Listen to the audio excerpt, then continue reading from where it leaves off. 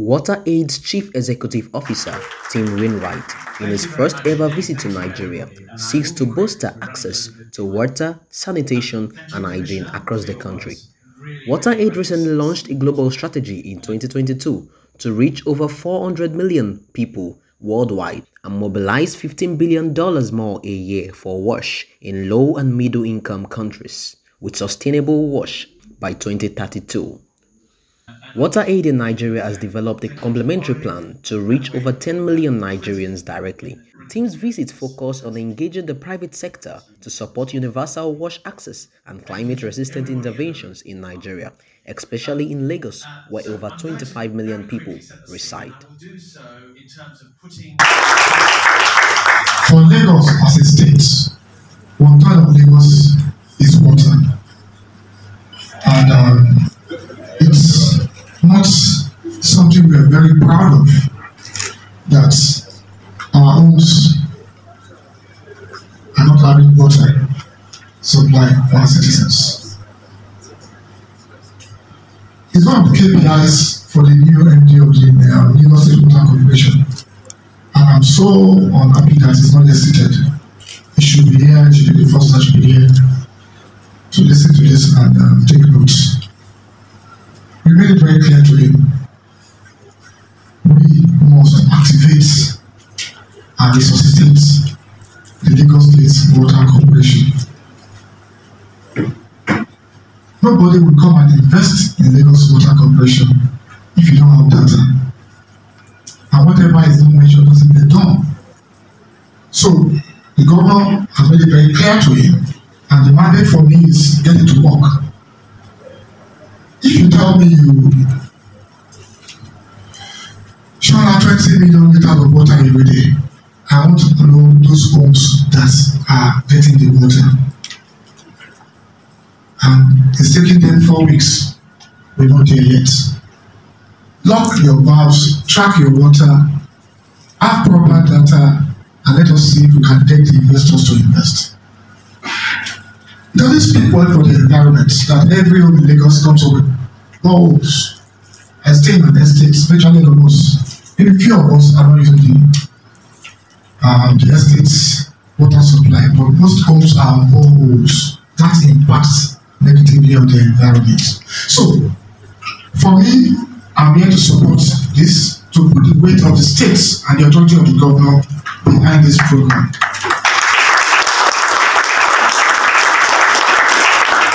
And to reassure the organizers of this program, I do not we talk. We shall walk the talk with you. At the end of the day, we want to see how we can get Lagos Water Corporation to kickstart a new vision to get water to virtually all our homes. Now, the argument to see if it should be a social service or otherwise is neither here nor there. For me, I also believe people should pay, no matter how small the token, for water. That is standard, rather than rewriting it as it's been done through the years. So their mandate is clear. Get your water properly data, enumerate your customers, see where the leakages are, do a staff audit, and then come and do a roadshow to the world if you are marketable for an investor or not. Thank you very much, and let us listen to this. He's in Nigeria for the very first time. Let's give him a Nigerian round of applause. Thank you very much indeed. Thank you, everybody. And I will be quick because we're running a little bit behind time. Thank you, Commissioner, for your words. Really, really great. You set the scene beautifully. And I wanted to give a big thank you to Ore and Anna Weber, who were critical in bringing together this fantastic group of people and the wider team who were responsible for putting it together. And thank you to everybody in the room for coming. So I'm going to very quickly set the scene, and I will do so in terms of putting what we are talking about here in Lagos in the context of the wider world. This initiative began about 3.5 years ago with the then Prince of Wales, His Royal Highness Prince Charles, who is now the King of England.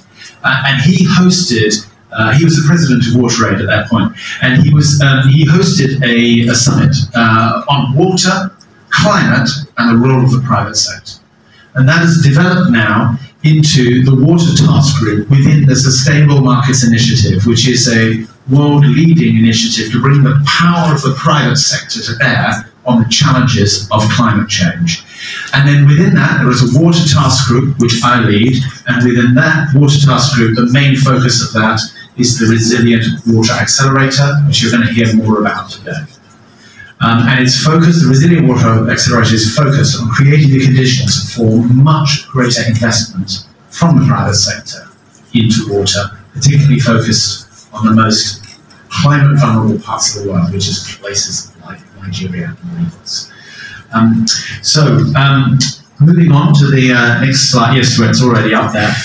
Just a few stats here. I'm not going to read through the slide, but the main message from here is the way that climate change affects the human race is principally through water. 90% of all disasters are water-related. The meeting also discussed the need for private sectors to show enough drive and support of WASH campaigns to build climate resilience of over 50 million people living in water-stressed areas by 2030. Investment in water or for their own consumption. So that has taken a lot of demand off the public sector, the public water supply. But for direct investment that has to do with the public good, well, we have some like WaterAid, agencies like that have had interventions, small places for the public access to potable water. Then you have individuals that just want to do CSR, but not that huge investment that will make a real impact in having it. So government has been solely responsible for potable water in the state. We're really clear, the NPO is the government must do a rethinking and a business model simultaneously. One, get your data right. Lagos, 22 million people are growing daily, and I can speak to the data that we don't. The MD is here. We're not supplying up to 1 million households.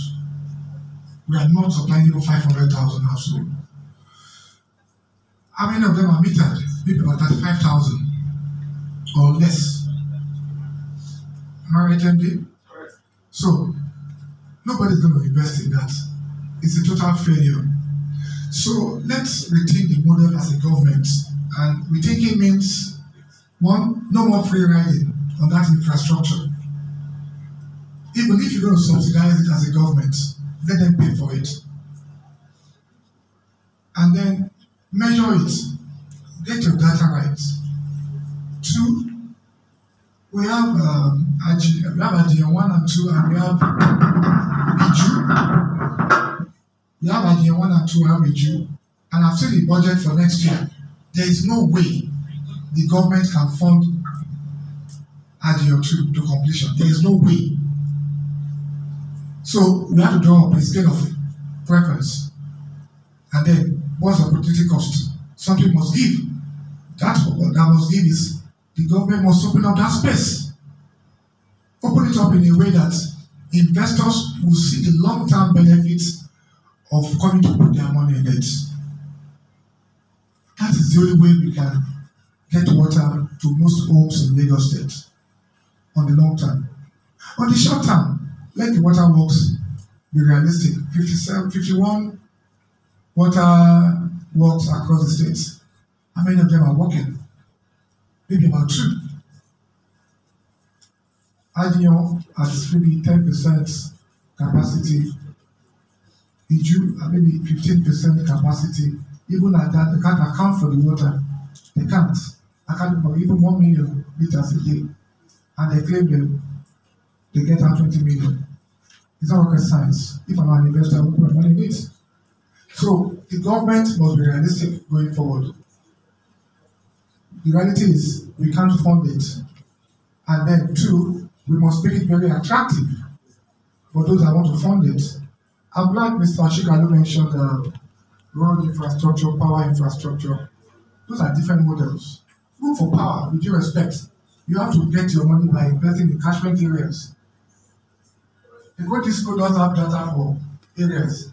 But by the time you want to go and do an investment in areas like Albogo, Ibaja, those core areas, with due respect, you won't put your money on it. But for the areas that are elitist, Lekki, Ikoyi, VI, you are so sure of the data and you are so sure of the metering, and there won't be leakages that much. So you can put your money. But for waterworks, it's worse. Thank you very much. But there is a need for the private sector to show enough drive. Government won't finish all documentation and say, yeah, this is it, take it, come and invest. It's not a one size fits all. I can tell you for a fact in Lagos State, we have, to the best of our ability, we have a procurement law that fits into any international best practice and standard. We have a PPP office that is well managed and is ready to work with any ready investor in the sector. What we're saying is the laws and regulations are out there, generic, but each project will have some specifics that we need to drill down. When investors are ready and able, and you're ready to spend some funds to build this investment, we're ready to give you, okay, this project is there, what is the business case? What do you want government to, because at that level, you are not sharing risk allocation. Government will pick the one it can pick, definitely not guarantee. But if, I'll give you a case study, if you're asking me off the cuff now, I'll say LWC needs to restructure. He said that there are existing PPPs in the country, yes. But the way LWC is, no, we can't do such PPPs with the LWC. That's the Lagos State Corporation. But with a willing investor, when you come to us, tell us your idea, what you want us to think, deal with you. Then we can now roll up the cuffs, our sleeves, and really get down to business to ensure it succeeds. We're not rigid. We are a government. We are open to all positive ideas. We just want that willing partnership that will make us get things done the way it should be. And that is a clear-cut case. The gentleman that had to run mentioned wastewater. If you use all the money available to provide potable water, if we still have this regime of wastewater management, it's going to be a waste. Because water is a resource. There's not like wastewater anymore. Every water, but even before the water becomes potable, it was dirty. It was clean to potability. So all these investments just outplays the fact that water cannot be a social service. Yes, the Nigerian Constitution says everybody has a right to consume water free. That is if you go to the stream to get the water raw yourself. But if somebody is investing some good money to treat it and bring it to your doorstep and at your convenience, you're opening your tap and getting potable water, I think people will pay. They are already paying. So what we need to look about, we can take stock of where we are, but government is ready to partner with any positive and willing partner to get start from ground zero. Let's say that we are not rigid in terms of where we are, but you are free to come and critique where we are, and let's run together and make this a business that will succeed. That, I think, is a take away from here that I think we should. As Anthony is anybody, so yes, government is government. All over the world, government is government. People want government to provide a lot of things as social services, but in a third world country, some things must be realistically handled. Wastewater in Lagos State also is moribund. It's as dead as dodo. But we believe between now and June next year, we must wake up this dead giant. And we're taking steps already.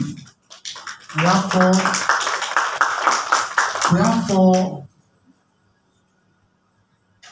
moribund wastewater projects that we believe we should look at again, see how we can resuscitate them, and then build extras. Lagos is developing towards the east and the west.